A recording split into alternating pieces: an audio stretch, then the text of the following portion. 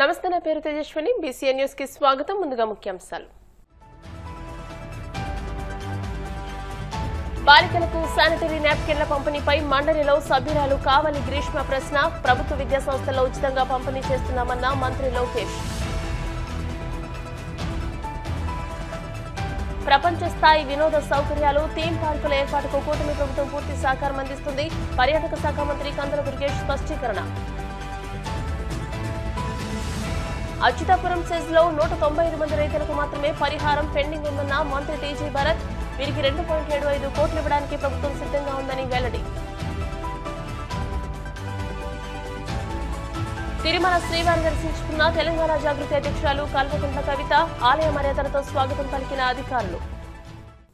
రాష్ట్రంలో ప్రభుత్వ విద్యా సంస్థల్లో 7వ తరగతి నుండి 12వ తరగతి చదివే విద్యార్థులకు ఉచితంగా శానిటరీ నాప్కిన్లు పంపిణీ చేస్తున్నామని మంత్రి లోకేష్ పేర్కొన్నారు. 96% బాలికలు తమకు నాప్కిన్లు అందుతున్నట్లు ఆర్టీజీఎస్ నుండి ఐవీఆర్ఎస్ ద్వారా వెళ్లిన ఫోన్ కాల్స్ కు సమాధానమిచ్చారని అన్నారు. బాలికలకు శానిటరీ నాప్కిన్ల పంపిణీపై మండలిలో సభ్యురాలు కావలి గ్రీష్మ అడిగిన ప్రశ్నకు మంత్రి లోకేష్ సమాధానమిచ్చారు.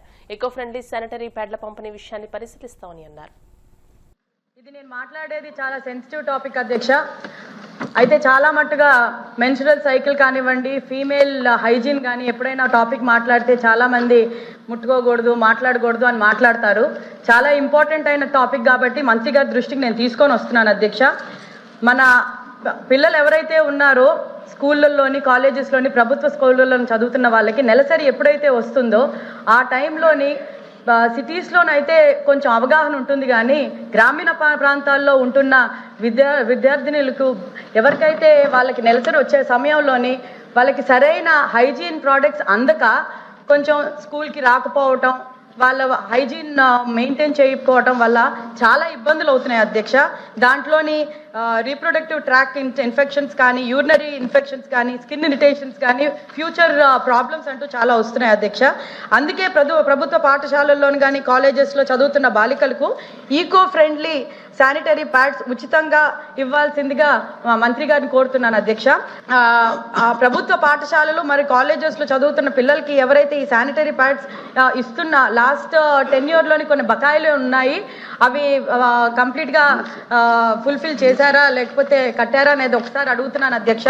ఇంకొకటి అధ్యక్ష, చాలా ఇంపార్టెంట్ ఏంటంటే మన డిపార్ట్మెంట్ శానిటరీ ప్యాడ్స్ సప్లై చేస్తున్నా కూడా కొన్ని స్కూల్స్ అండ్ కాలేజెస్లోని అక్కడ అడ్మినిస్ట్రేషన్ వాళ్ళు సరిగ్గా అందజేయడం లేదు అన్న దానివల్ల కొంచెం గ్యాప్ అంటూ వచ్చి కొన్ని స్కూల్స్లోని స్టూడెంట్స్ కంప్లైంట్ చేశారు అధ్యక్ష. అయితే ఇక్కడ ఇలాంటివి జరగకుండా ఉండడానికి వెండింగ్ మెషిన్స్ ఎప్పుడైతే మనం పెట్టి డిజిటల్ ఈ కార్డ్ పెడితే అక్కడ అలాంటి ఇష్యూస్ ఉండకుండా ఉంటుంది. కాబట్టి అది నేను మంత్రి గారికి సజెషన్ చేస్తూ, ఒకసారి ప్రతి బాలిక తన ఆరోగ్యం మరియు గౌరవం గురించి ఆందోళన లేకుండా పాఠశాలకు వెళ్ళగలిగితే నిజమైన విద్యా సాధికారత సాధ్యమవుతుందని నేను ఒకసారి తెలియజేస్తున్నాను అధ్యక్ష. ధన్యవాదాలు అధ్యక్ష. చాలా ఇంపార్టెంట్ సబ్జెక్ట్ అధ్యక్ష, బాలికల ఆరోగ్యానికి సంబంధించిన సబ్జెక్ట్ అధ్యక్ష. అధ్యక్ష, గతంలో 7 రెగ్యులర్ సైజు, 3 లార్జ్ సైజ్ ఇచ్చేవారు అధ్యక్ష. ఫీడ్బ్యాక్ తీసుకున్న తర్వాత 5 రెగ్యులర్ సైజు, 5 లార్జ్ సైజు ప్రభుత్వం అనేది అందజేస్తుంది శానిటరీ ప్యాడ్స్ అధ్యక్ష. గౌరవ సభ్యులు అడిగినట్టు గత ప్రభుత్వంలో బకాయిలు పెట్టారు, ఆ బకాయిలు మీరు తీర్చారంటే గత ప్రభుత్వం 18.96 కోట్లు బకాయిలు పెట్టిన విషయం వాస్తవం. అది ప్రజాప్రభుత్వ అధికారులకు వచ్చిన తర్వాత ఆ బకాయిలు కూడా తీర్చడం జరిగింది అధ్యక్ష. అంతేకాకుండా అధ్యక్ష, ఆర్టీజీఎస్ నుంచి ఐవీఆర్ఎస్ ద్వారా మేము ఫోన్ కాల్స్ చేసి ఫీడ్బ్యాక్ తీసుకుంటాం జరుగుతుంది అధ్యక్ష. అందుతున్నాయా అని అడిగినప్పుడు 96% బాలికలు అందుతున్నాయి, 4% అందట్లేదు అని చెప్పడం జరిగింది అధ్యక్ష. అంతేకాకుండా నాణ్యత ఎలా ఉంది అంటే 1% బాగాలేదు, 14% పర్వాలేదు, బాగుందని 85% అధ్యక్ష. శానిటరీ నాప్కిన్స్ అబ్సార్ప్షన్ ఎలా ఉందంటే 84% బాగుంది, పర్వాలేదు 14%, బాగాలేదు 2% అనేది ఇస్తాం జరిగింది అధ్యక్ష. అంతేకాకుండా రెగ్యులర్ మనము సైజ్ ఎలా ఉందంటే 89% బాగుంది, 11% బాగలేదని కూడా చెప్తాం జరిగింది అధ్యక్ష. ఇట్లా 6 ప్రశ్నలు బాలికల దగ్గర వాళ్ళ దగ్గర నుంచి అడిగి ఫీడ్బ్యాక్ ప్రభుత్వం తీసుకుంటుంది అధ్యక్ష. ఇప్పుడు మేడం గారు చెప్పినట్లు మేడం గారి ఫీడ్బ్యాక్ కూడా చాలా సీరియస్గా తీసుకుంటాం అధ్యక్ష. ఎకో ఫ్రెండ్లీ అనేది అనేక డిస్కషన్ జరిగినాయి, దానిపైన చర్చ జరిగింది, కానీ ఒక ప్రాపర్ సొల్యూషన్ ఇంకా ఏర్పడలేదు అధ్యక్ష. తప్పనిసరిగా అది ఎగ్జామిన్ చేస్తాం జరుగుతుంది. ఎన్జిఓస్తో ఒక డిస్కషన్ పెట్టి అవేర్నెస్ పెంచడానికి తప్పనిసరిగా అది కూడా తీసుకుంటాం అధ్యక్ష. Vending machines with smart card already కేజీబీవీలో మేము పైలట్ స్టార్ట్ చేసి అది అన్ని పాఠశాలకు ఎట్లా ఎక్స్పాండ్ చేయాలో అది కూడా చేస్తామని గౌరవ సభ్యులు తెలియజేస్తున్నాం అధ్యక్ష. అధ్యక్ష లాస్ట్ పాయింట్ అధ్యక్ష, అవుట్ ఆఫ్ సబ్జెక్ట్ అనే వెరీ ఇంపార్టెంట్ పాయింట్ అధ్యక్ష. హెచ్పివి వ్యాక్సిన్ అధ్యక్ష, ఇది గౌరవ ప్రధానమంత్రి నరేంద్ర మోడీ గారు చాలా ప్రతిష్టాత్మకంగా తీసుకుని బాలికలకు హెచ్పివి వ్యాక్సిన్ ఇస్తే ప్రాబబిలిటీ ఆఫ్ క్యాన్సర్ తగ్గుతుంది అనే దానిపైన అదొక క్యాంపెయిన్ మోడ్లో చేయాలి అనే దానిపైన మేము చేస్తాం జరుగుతుంది అధ్యక్ష. దీనిపైన అనేక అపోహలు ఉన్నాయి, ఇది చేయకూడదని ఉంది, కానీ ఇది అవసరం అధ్యక్ష.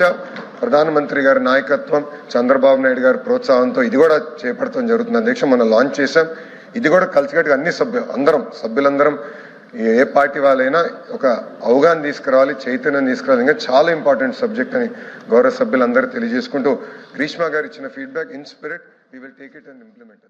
రాష్ట్రంలో ప్రపంచ స్థాయి వినోద సౌకర్యాలు, థీమ్ పార్కుల ఏర్పాటుకు కూటమి ప్రభుత్వం పూర్తి సహకారం అందిస్తుందని పర్యాటక శాఖ మంత్రి కందుల దుర్గేష్ శాసనసభలో తెలియజేశారు. ప్రతిపాడు నియోజకవర్గంలోని కర్నూతల గ్రామంలో డిజ్నీ వరల్డ్ ఏర్పాటుకు ప్రతిపాదనలు ఉన్నాయా అని ఎమ్మెల్యే బూర్ల రామాంజనేయులు ప్రశ్నించారు. ఈ సందర్భంగా మంత్రి మాట్లాడుతూ ఇమాజికా, వండర్లా వంటి సంస్థలు తిరుపతి, విశాఖలో ప్రాజెక్టుల ఏర్పాటుకు ఆసక్తి చూపాయని అన్నారు. ఇటీవల భాగస్వామ్య సదస్సులో పర్యాటక శాఖ 18,448 కోట్ల విలువైన 102 అవగాహన ఒప్పందాలు చేసిందని, అందులో 3 థీమ్ పార్కులకు సంబంధించినవి ఉన్నాయని తెలియజేశారు. గౌరవ సభ్యులు చాలా ఈ మధ్యకాలంలో పర్యాటక రంగంలో వస్తున్నటువంటి మార్పుని దృష్టిలో పెట్టుకుని ఒక మంచి సలహా ఇచ్చారు అధ్యక్ష. నిజానికి ఈ రకమైనటువంటి డిస్నీ వరల్డ్ లాంటి కార్యక్రమాన్ని మనం చేపట్టాలనేటువంటి అంశం మీద ముఖ్యమంత్రి గారు కూడా మాకు ఒక సూచన కూడా చేయడం జరిగింది అధ్యక్ష. దాని పర్యవసానంగా ముంబై, బెంగళూరు, హైదరాబాద్ లాంటి నగరాల్లో ఇలాంటి థీమ్ పార్కుల్ని నిర్వహిస్తున్నటువంటి ఇమేజికా అనేటువంటి సంస్థ, వండర్లా అనేటువంటి మరో సంస్థతోటి మేము చర్చలు జరుపుతున్నాం అధ్యక్ష. పర్యాటక శాఖ ఈ కంపెనీలు తిరుపతి, విశాఖపట్నం ప్రాజెక్టులను చేపట్టడానికి ఆసక్తి చూపించాయి అధ్యక్ష.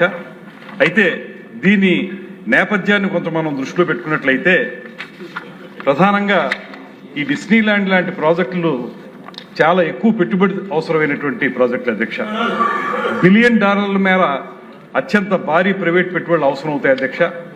ప్రపంచవ్యాప్తంగా ఇటువంటి థీమ్ పార్కులు ఎప్పుడు కూడా ప్రైవేట్ కంపెనీలే టేకప్ చేసినాయి అధ్యక్ష. ప్రభుత్వాలు కేవలం భూమి ఇవ్వటం కానీ, లేకపోతే ఇన్సెంటివ్స్ ఇవ్వటం కానీ, సపోర్ట్ సిస్టమ్ డెవలప్ చేయడం కానీ ప్రభుత్వాలు చేస్తాయి, కానీ పెట్టుబడులు మాత్రం ప్రైవేట్ రంగంలోనే. ఇందాక గౌరవ సభ్యులు చెప్పిన విధంగా పీపీపీ మోడల్లో చేయడానికి ప్రభుత్వం ముందుకు వస్తుంది అధ్యక్ష. దాని ప్రకారమే 2024-29 మన పర్యాటక విధానం ఏదైతే ఉందో దాని ప్రకారంగా ఎలాంటి ప్రాజెక్టులు కానీ, 5 స్టార్ హోటల్స్ కానీ, ఇతరత్ర పర్యాటక రంగానికి సంబంధించినటువంటి కార్యక్రమాలను చేపట్టడానికి, ప్రోత్సహించడానికి కూడా ప్రభుత్వం అనేక రాయితీలు ప్రకటించింది అధ్యక్ష. అందులో ప్రధానంగా 40 కోట్ల వరకు 5% నుంచి 10% వరకు ఫిక్స్డ్ క్యాపిటల్ ఇన్వెస్ట్మెంట్ సబ్సిడీ కానీ, 100% స్టాంప్ డ్యూటీ రియంబర్స్మెంట్ కానీ, 100% ల్యాండ్ కన్వర్షన్ ఫీజు ఎగ్జంప్షన్ కానీ, అదేవిధంగా ఇండస్ట్రియల్ టారిఫ్ ప్రకారం విద్యుత్ ఖర్చులు ఏముంటాయో ఎలక్ట్రిసిటీ ఛార్జెస్, పవర్ ఛార్జెస్ వాటి రియంబర్స్మెంట్ కానీ, 7 నుంచి 15 ఏళ్ల పాటు 100% SGST రియంబర్స్మెంట్ కానీ, అదేవిధంగా 3 ఏళ్ల పాటు EPF, ESIలో 50% నుంచి 100% వరకు రియంబర్స్మెంట్, మెగా మరియు అల్ట్రా మెగా ప్రాజెక్టుల కోసం కేస్ బై కేస్ ఆలోచించి వాళ్ళకి చాలా సపోర్ట్ ఇవ్వటం, అదేవిధంగా పారిశ్రామిక హోదా కల్పించడం వల్ల పరిశ్రమలకు ఏ రకమైనటువంటి రాయితీలు వస్తాయో అవన్నీ ఇవ్వడం ద్వారా ఈ కార్యక్రమాన్ని ఏర్పాటు చేయడం జరుగుతుంది అధ్యక్ష. దానికి ఎలా ఖర్చు పెడతారంటే ఎప్పుడైనా సరే డిమాండ్ సప్లై అనే దాని మీద ఆధారపడి ఉంటుంది కనుక ఇంత ఖర్చు పెడితే దాని రిటర్న్ వస్తుందా లేదా అనేటువంటి ఆలోచించాలి. ఆ దేశాల్లో ఆ రకమైన రిటర్న్ వస్తుంది. మన దేశంలో వచ్చేటప్పటికి మన స్పెండింగ్ కెపాసిటీ ఎంత ఉంది, మన ఫుట్ఫాల్ ఎంత ఉంది, పర్టికులర్ ప్లేస్లో మనం డిస్నీ ల్యాండ్ లాంటిది ఏర్పాటు చేస్తే ఎంతమంది పర్యాటకులు వస్తారు, వాళ్ళ యొక్క స్పెండింగ్ కెపాసిటీ ఎలా ఉంది, పర్చేసింగ్ కెపాసిటీ ఎలా ఉంది, ఇవన్నీ ఆలోచిస్తే మనకి ఇవాళకి కూడా మనకు ఒక్కొక్క పర్యాటకులు 20,000 నుంచి 21,000 మాత్రమే స్పెండింగ్ కెపాసిటీ మన దగ్గర ఉంది అధ్యక్ష. ఇది అంతర్జాతీయ స్థాయిలో ఇలాంటి థీమ్ పార్కులకి సరిపడేటువంటి ప్రమాణం కాదు. అందువల్ల మనం ప్రయత్నం చేస్తా ఉన్నాం అధ్యక్ష. వారు చెప్పినట్లుగా ఆ ప్రదేశం కానీ ఇతరత్ర ప్రదేశాలు కానీ తప్పనిసరిగా చేపట్టడానికి మేము ఈ మధ్యకాలంలో కొంత కార్యాచరణ కూడా చేపట్టాం అధ్యక్ష. అందులో పర్యాటక శాఖ ఈ మధ్యకాలంలో హిక్సా అనేటువంటి సంస్థతోటి Arabian travel market ITB Berlin కూడా వెళ్ళాం అధ్యక్ష. బెర్లిన్లో కూడా దీన్ని ప్రతిపాదించాం. వరల్డ్ ట్రావెల్ మార్ట్ ఇలాంటి అంతర్జాతీయ రోడ్ షోలతో పాటు సాతే మన ఢిల్లీలో జరిగేటువంటి సాతే అనేటువంటి south Asia's leading travel and tourism exhibition, TTF Hyderabad అనే ట్రావెల్ టూరిజం ఫేర్ వంటి జాతీయ స్థాయి సదస్సుల్లో పాల్గొన్నాం. దాంతోపాటు భాగస్వామ్య సదస్సులో 18,448 కోట్ల విలువైన 102 అవగాహన ఒప్పందాలపై సంతకం చేశాం. వీటిలో 3 ఒప్పందాలు థీమ్ పార్కులు అధ్యక్ష. కానీ ఏదైనా డిస్నీ ల్యాండ్ రేంజ్లో చేయాలంటే పెట్టుబడి చాలా అవసరం.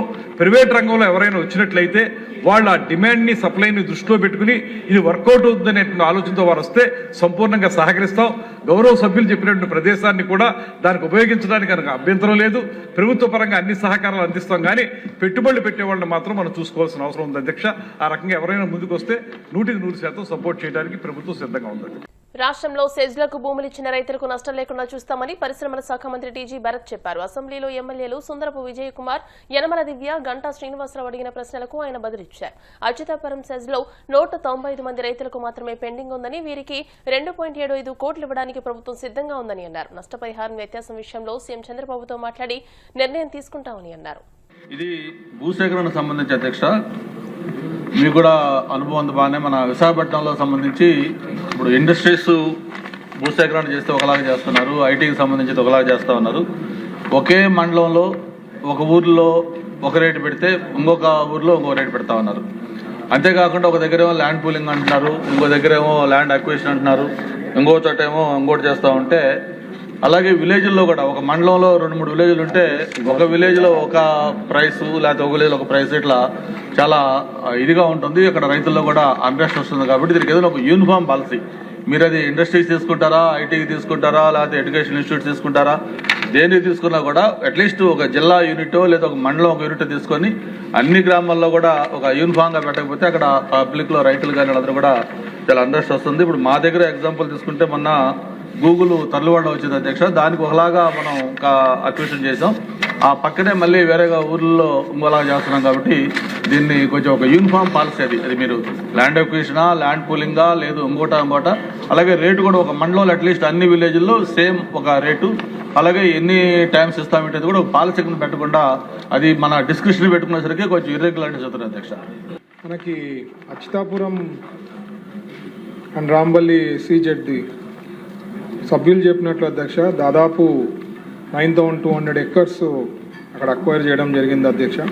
దీంట్లో ఓన్లీ 195 ప్రాజెక్ట్ డిస్ప్లేస్డ్ ఫ్యామిలీస్కి ఒకటే ఇంకా పెండింగ్ ఉంది అధ్యక్ష. వాళ్ళు ఏమంటే అప్పుడు రేట్ ఫిక్స్ చేసిండే రేట్ కాకుండా ఇప్పుడు అంటే జరిగిండేదేమో అక్విజిషన్ 2005, ఆ రేట్స్ కాదు ఇప్పుడు రేట్స్ కావాలని చెప్పే దాంట్లో కొద్దిగా డిస్ప్యూట్ నడుస్తూ ఉంది అధ్యక్ష. So that is the reason for delay. లేకపోతే 2.73 crores ఇచ్చేకి ఏపీఐసికి ఇష్యూనే కాదు అధ్యక్ష. So that discussion is going on. Collector గారు కూడా రెగ్యులర్ ఫాలోఅప్ చేస్తున్నారు. అది అయినంత త్వరలో సార్ట్అవుట్ చేస్తే బాగుంటుంది అధ్యక్ష. ఈవెన్ సభ్యులు కూడా రిక్వెస్ట్ చేస్తున్నాం వాళ్ళతో మాట్లాడి కోఆర్డినేట్ చేసి అక్కడ ఉండే వాళ్ళతో. ఎందుకంటే అప్పుడు ఒకరికి స్టార్ట్ చేస్తే అప్పుడు రేట్లది కాకుండా ఇప్పుడు రేట్లది ఎవరికన్నా ఇచ్చినామంటే ఇంక అందరూ అడుగుతారు కదా అధ్యక్ష. సో అది that is the major issue. లేకపోతే 2.73 crore అనేది it's not a big amount అధ్యక్ష to settle. That's the major issue. అదే కాకుండా ల్యాండ్ అక్విజిషన్ చేసేటప్పుడు different formats, different subjects, different area, different సబ్జెక్ట్స్లో బట్టి డిసిషన్ తీసుకుని ఇచ్చాను. ఇంక్లూజివ్ గ్రోత్ ప్రకారం ప్లాన్ చేసి చేస్తుంటారు అధ్యక్ష. ఒక్కొక్క చోట పూలింగ్ అనుకోండి, ఒక చోట అక్విజిషన్ అనుకోండి.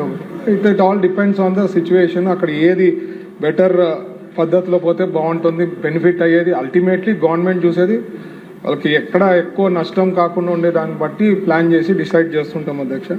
అలాగే కాకినాడ ఎస్సీజెడ్కి సంబంధించింది అధ్యక్ష. అక్కడ కూడా కొన్ని ఇష్యూస్ అన్నారు, సభ్యులతో మాట్లాడి అది కూడా సార్ట్అవుట్ చేస్తాం అధ్యక్ష. ఇంకేమన్నా అంటే ఆల్రెడీ అక్కడ కూడా 4,000 acres దగ్గర తీసుకున్నారు.